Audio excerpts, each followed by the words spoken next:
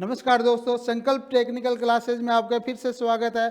हमारा टॉपिक चल रहा था साधारण एवं चक्रवृद्धि ब्याज। ठीक है, तो 3 पार्ट में हमने क्या है साधारण ब्याज को कंप्लीट कर लिया था। आज हम क्या करेंगे, चक्रवृद्धि ब्याज कंपाउंड इंटरेस्ट पढ़ेंगे। ठीक है, तो चलो देखते हैं कंपाउंड इंटरेस्ट क्या होता है। देखो, CI मतलब कंपाउंड इंटरेस्ट, चक्रवृद्धि ब्याज क्या होता है, ब्याज के ऊपर ब्याज लगना। मतलब एक साल में जो टोटल मिश्र धन होता है ना, अमाउंट होता है, वो उस पे है ना अगली साल में क्या है रेट ऑफ इंटरेस्ट से क्या है ब्याज लगेगा। ठीक है, साधारण ब्याज में क्या क्या हो रहा था कि भाई जो राशि है उसी पे ब्याज लग रहा था। ठीक है, और CI में क्या होगा, रेट के ऊपर मतलब ब्याज के ऊपर ब्याज लगेगा। ठीक है, चलो देखते हैं कि इसके कैसे फॉर्मूले होते हैं। ठीक है, कैसा बेसिक होता है, क्या इसके जो CI निकालने का क्या तरीका होता है। ठीक है, उसको डिस्कस करते हैं। देखो, चक्रवर्ती ब्याज, चक्रवर्ती ब्याज में अगर अपने को मूलधन दिया हुआ है, मूलधन है अपने पास P है, रेट ऑफ इंटरेस्ट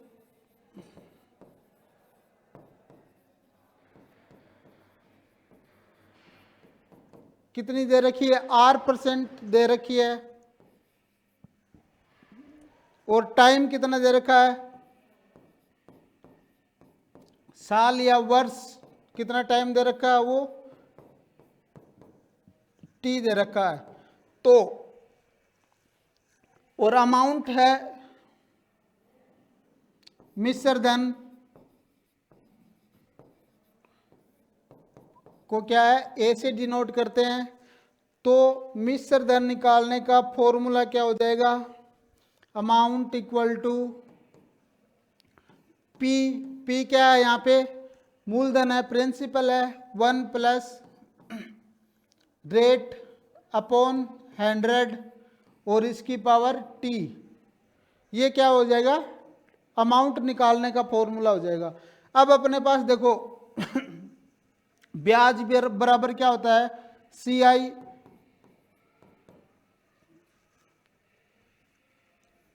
तो CI बराबर क्या हो जाएगा, P1 प्लस R अपॉन 100 की पावर T, और माइनस में क्या है, मैं मूलधन अगर टोटल अमाउंट में मैं जो प्रिंसिपल है वो घटा दूंगा तो क्या आ जाएगा, CI आ जाएगा अपना। ठीक है, मतलब कंपाउंड इंटरेस्ट आ जाएगा। अब देखो ये तो क्या है एक रेट के लिए है, अगर रेट ऑफ इंटरेस्ट अलग हो,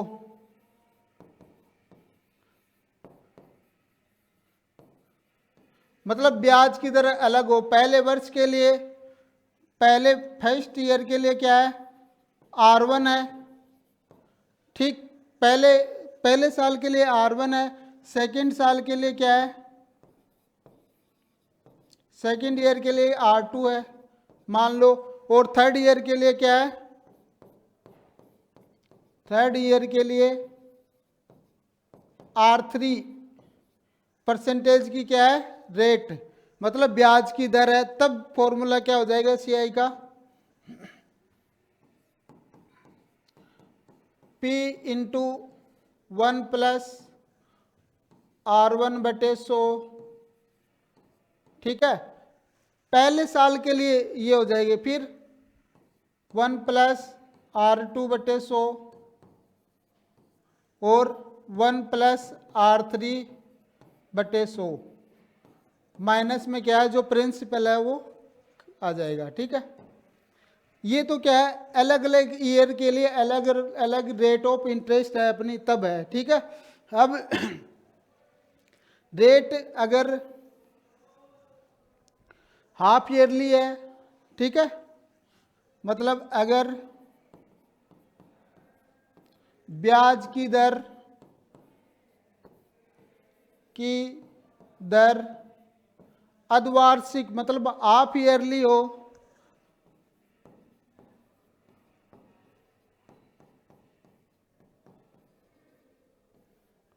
तब रेट ऑफ इंटरेस्ट आधी हो जाती है और समय दुगुना हो जाता है। ठीक है,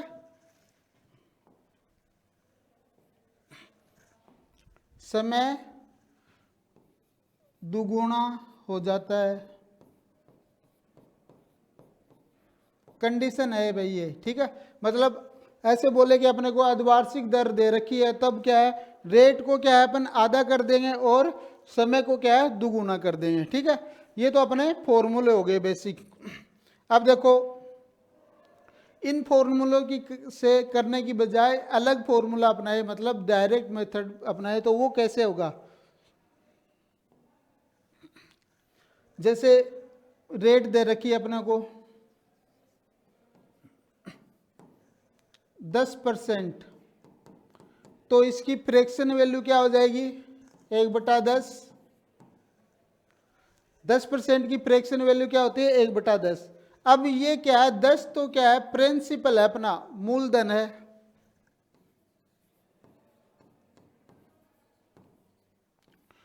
और इसका मतलब क्या है ये ब्याज है, मतलब 10 रुपये पे क्या है 1 रुपया क्या है एक जो भी है ये ब्याज मिल रहा है। तो मूलधन और मिश्र धन, अगर मूलधन प्लस ब्याज कर दूंगा तो क्या आ जाएगा अपना मिश्र धन आ जाएगा, और मूलधन और मिश्र धन का रेशो क्या हो जाएगा मूलधन तो क्या है P, और अमाउंट मिश्र धन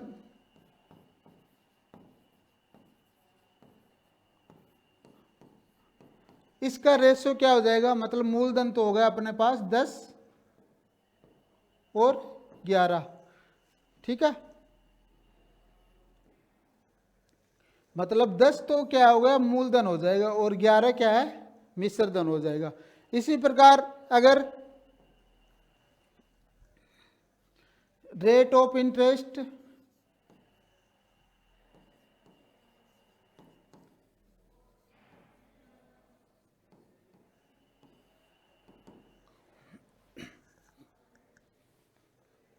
%20 है, तो इसकी फ्रैक्शन वैल्यू क्या आ जाएगी 1/5, मतलब 20 पंजो 100, मतलब 1/5। 5 क्या है अपना मूलधन हो जाएगा,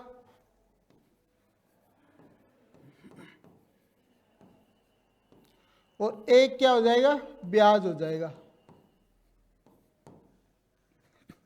5 मूलधन हो गया 1 ब्याज हो गया। अब ये अगर मैं मूलधन को ब्याज में ऐड कर देता हूं क्या है मिश्र धन आ जाता है, तो यहां से मूलधन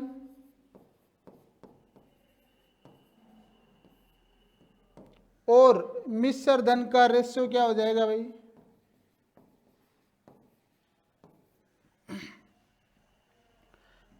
5, तो क्या हो गया अपना मूलधन हो गया, और मिश्र धन अगर 5 में 1 ऐड कर दूंगा तो क्या हो जाएगा 6 हो जाएगा।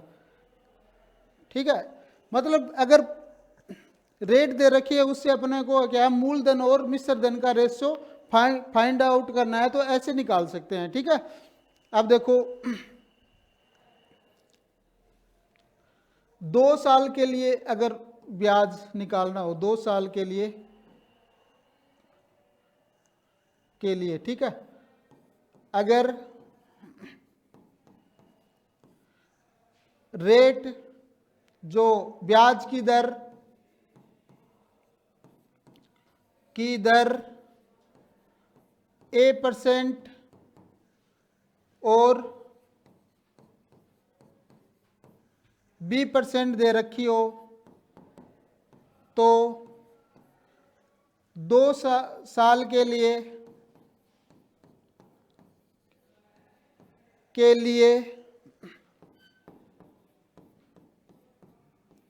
टोटल चक्रवृद्धि ब्याज की रेट क्या होगी 2 साल के लिए चक्रवृद्धि ब्याज की दर, उसके लिए एक फॉर्मूला है। ठीक है, मतलब A + B ठीक। फिर ए और बी को आपस में गुणा कर लो बटे 100 और ये परसेंटेज, मतलब 2 साल के लिए ना जो चक्रवृद्धि ब्याज की दर होगी वो इस फॉर्मूले से अपन कैलकुलेट कर सकते हैं, ए प्लस बी प्लस ए इंटू बी बटे 100। ठीक है। यहाँ ए प्लस बी क्या आ जाएगा, साधारण ब्याज आ जाएगा, और ए इंटू बी बटे 100 ये क्या है, चक्रवर्ती ब्याज और साधारण ब्याज का अंतर आ जाएगा। ठीक है, उसकी रेट आ जाएगी। ये तो क्या होगा, साधारण ब्याज, साधारण ब्याज की दर, और ए बी बटे 100 इसको क्या कहते हैं, चक्रवर्ती ब्याज और साधारण ब्याज का क्या अंतर।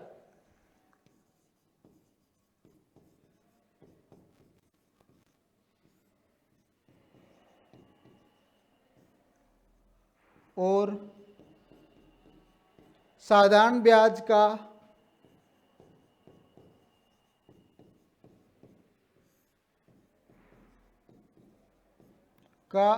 डिफरेंस, अंतर। ठीक। अगर 2 साल के लिए अपने को चक्रवर्ती ब्याज की जो रेट निकालनी हो तो इस फॉर्मूले से अपन कैलकुलेट कर सकते हैं। ठीक। अब देखो आगे,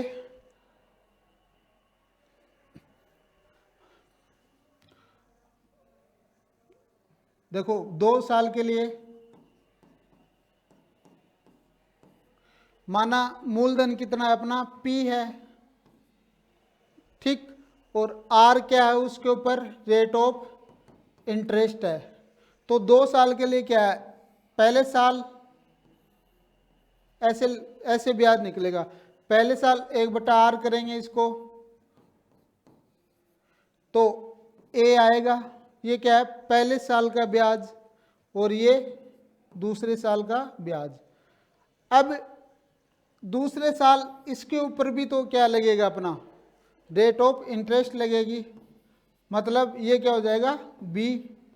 तो यहाँ से करेंगे तो क्या है, 2 साल के लिए क्या हो जाएगा 2A प्लस B, ये क्या हो जाएगा, ब्याज अपने को प्राप्त हो जाएगा। ठीक है।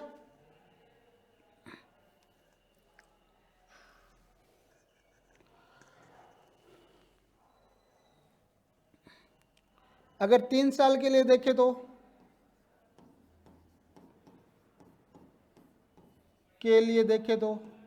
कितना होगा भाई, देखो 3 साल के लिए अगर मूलधन अपने पास P है और उसकी रेट R है तो ऐसे होगा, पहले साल जो आएगा वो A, फिर दूसरे साल भी A, फिर तीसरे साल A, एक बार तो ये आ जाएगा। ठीक।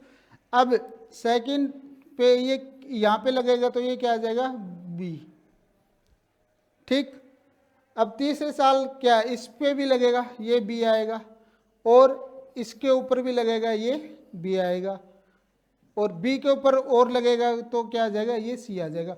अगर 3 साल के लिए ब्याज होगा, ये मूलधन P है और R 1/R की दर लग रही है यहाँ पे, तो क्या हो जाएगा 3A plus 3B plus C।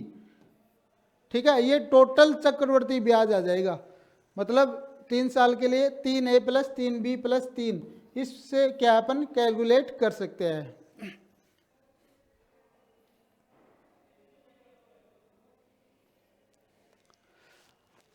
तो हमने क्या पढ़ा है अभी,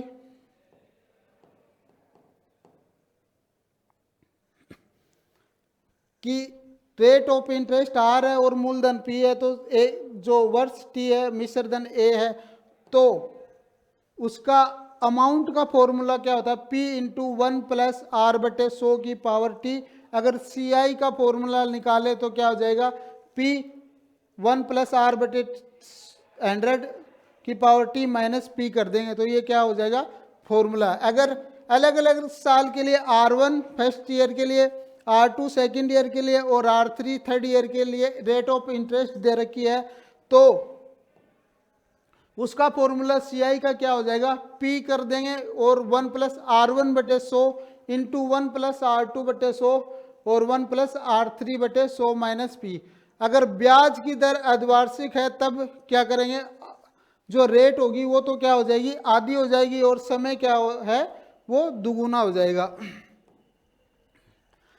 देखो रेट मूलधन और मिश्र धन का जो रेशो निकालना है वो तो क्या हो जाएगा, 1/10 करेंगे 10% को, तो 10 नीचे वाली वैल्यू तो क्या हो जाएगी, मूलधन हो जाएगी और ऊपर की क्या हो जाएगी, ब्याज। तो मूलधन में अगर ब्याज जोड़ दूं तो मैं क्या आ जाएगा, अमाउंट आ जाएगी और उसका रेशो क्या हो जाएगा, 10:11 हो जाएगा।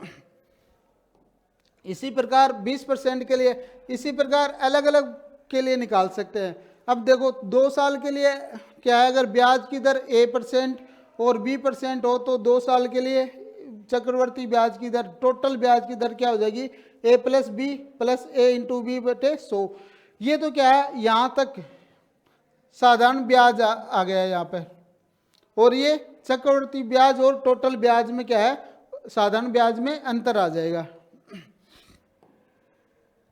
2 साल के लिए ये क्या है कि P मूलधन है, R% क्या है उसके ऊपर इंटरेस्ट लग रहा है, तो पहले साल A ब्याज प्राप्त होगा, दूसरे साल A।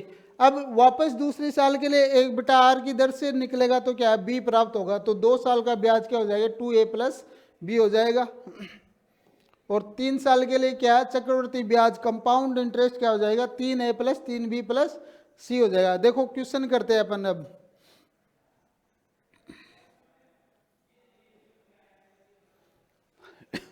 देखो रवि 3 वर्षों के लिए 10,000 रुपए की राशि चक्रवर्ती ब्याज की दर से 10% से निवेश करता है, 3 वर्ष बाद उसे कितनी राशि प्राप्त होगी, मतलब टोटल अमाउंट पूछी है।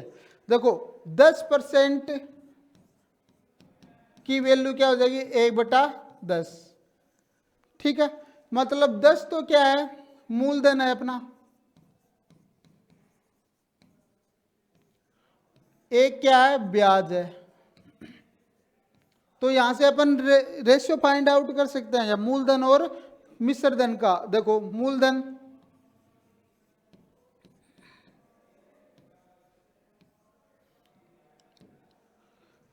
और अमाउंट का रेशियो क्या हो जाएगा,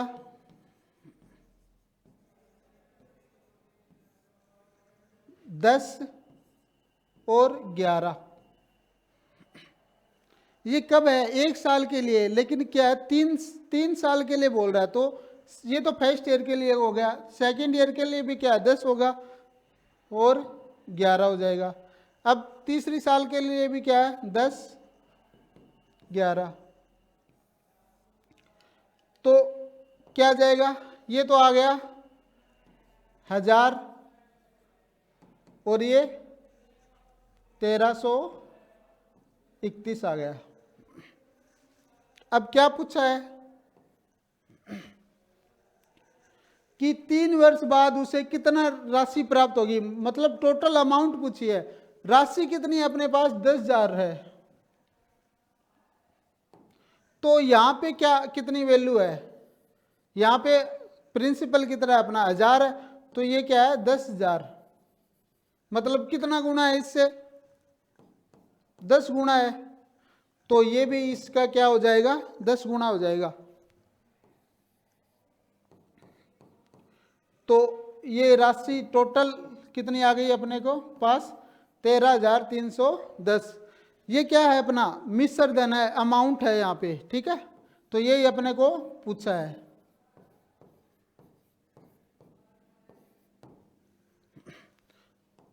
वापस देख लो, देखो क्या करेंगे, पहले 10% है उसकी फ्रैक्शन वैल्यू निकालेंगे, निकाल ली, नीचे वाली वैल्यू मूलधन, ऊपर वाली वैल्यू ब्याज।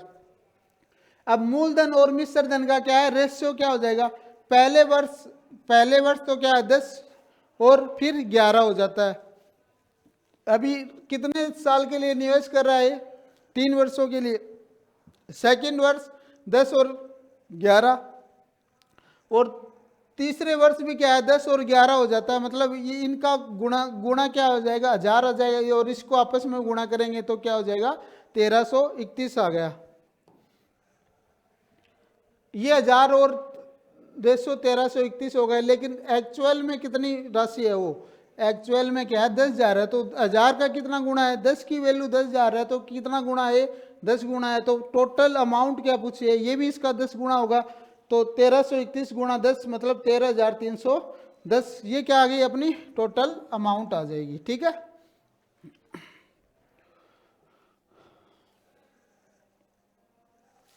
चलो नेक्स्ट क्वेश्चन देखते हैं कि किस चक्रवर्ती ब्याज की वार्षिक दर से कोई राशि 2 वर्ष में समय की 9 गुना हो जाती है, हो जाएगी। ठीक है, देखो मतलब अपने से क्या है 9 गुना हो जाती है। ठीक, 2 साल के लिए,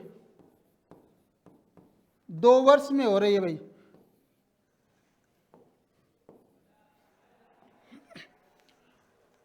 तो इनका क्या है, अपन 2 वर्ष के लिए हो रही तो अंडर रूट निकाल लेंगे। अगर 3 वर्ष के लिए होती तो उसका क्यूब कर देते। तो क्या आ जाएगा 1:3। कितना कितना चेंज हो रही है, 2, और किस पे हो रही है, 1 पे। तो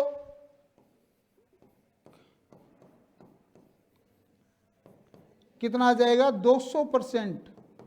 तो कौन सा ऑप्शन हो जाएगा अपना 200%। मतलब अगर 200% की दर होगी ना तो वो राशि 2 वर्ष में समय की 9 गुना हो जाएगी। इसका अर्थ ये हुआ अपना। ठीक,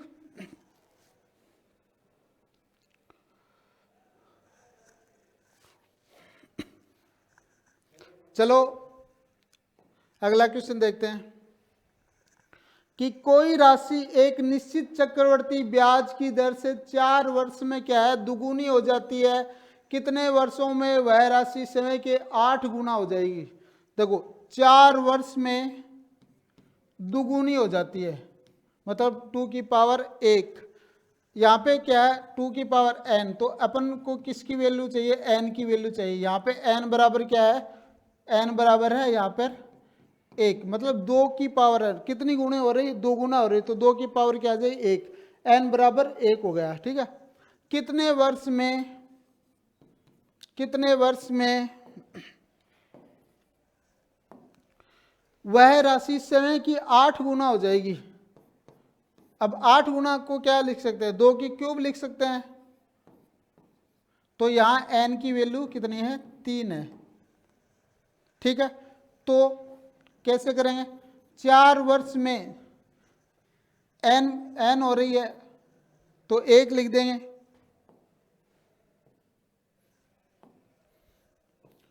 तो समानुपात लगा देंगे, मतलब कितने वर्ष में, x वर्ष में कितना गुना हो रही है, 2 की पावर क्यूब, मतलब n का मान क्या है 3, तो इसको अंदर गुणा कर देंगे तो x बराबर क्या आ गया, मतलब 12 वर्ष। तो वो राशि कितनी हो जाएगी, 12 वर्ष में क्या है अपने से 8 गुना हो जाएगी। ठीक है,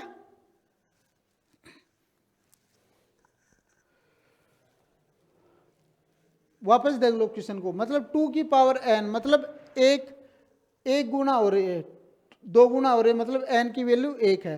तो n अपने को ये वैल्यू चाहिए यहाँ पे। ठीक है, अब कितने वर्ष में 8 गुना हो जाएगी, मतलब 8 गुना मतलब 2 की पावर कितनी हो गई क्यूब, तो n का मान 3 हो जाएगा, मतलब 4 वर्ष में 1 गुना हो रही है, तो कितने वर्ष में 3 गुना हो जाएगी, तो क्या है 12 वर्ष में हो जाएगी। ठीक है,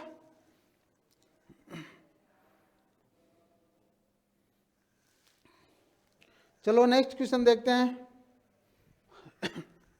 कि किसी राशि पर 4% प्रतिवर्ष चक्रवर्ती ब्याज की दर से 2 वर्षों में ब्याज 408 रुपये हो जाता है, तो राशि बताए। अब की बार क्या क्या हो रहा है, अपना ब्याज हो रहा है 408 रुपये। तो 4% की पहले क्या है फ्रैक्शन वैल्यू निकाल लो, कितनी हो जाएगी भाई 1/25। ठीक, तो मूलधन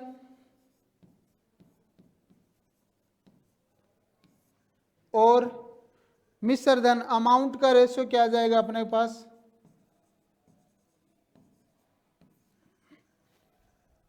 25 तो क्या है, मूलधन है, और इसको ऐड कर दूंगा यहाँ पे, तो टोटल अपनी अमाउंट आ जाएगी 26 हो गया। ये तो 1 साल के लिए है। अब क्या बता रहा है, 2 वर्षों में, 2 वर्ष, तो यहाँ पे वापस करेंगे 2 वर्ष के लिए करना है तो, और इनको क्या है आपस में मल्टीप्लाई कर देंगे, तो ये क्या हो जाएगा 625 और ये 676। देखो मूलधन का रेशियो कितना आया,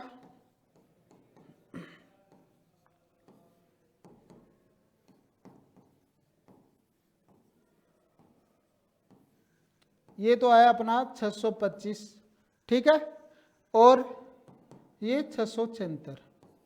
अगर इनका डिफरेंस मूलधन और मिश्र धन में से मूलधन घटा दूं तो क्या आ जाएगा, CI आएगा अपना। ये क्या आ जाएगा 151, मतलब ब्याज क्या आ गया अपना 51 आ गया। अब किसकी वैल्यू दे रखी है अपने पास, ब्याज 408 रुपये, ठीक, तो ब्याज की वैल्यू दे रखी है, तो मतलब 51 की वैल्यू दे रखी है अपने पास 408। तो ये कितना गुना है इसके, ये 8 गुना है, तो राशि भी क्या हो जाएगी अपनी इसकी 8 गुना हो जाएगी। तो कितनी हो जाएगी,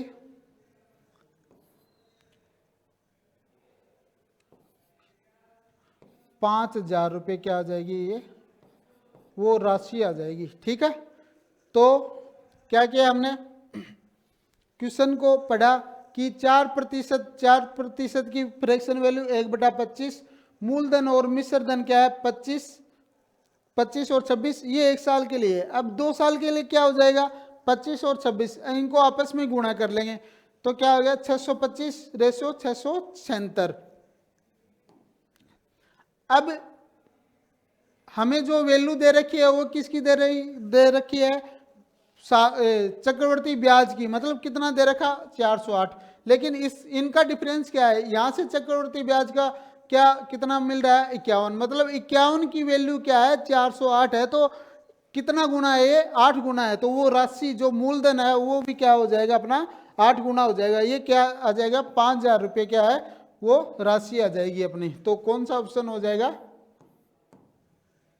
मतलब जो राशि हमने दी थी मूलधन दिया था वो क्या आ जाएगा अपना 5,000 रुपये आ जाएगा, ठीक है।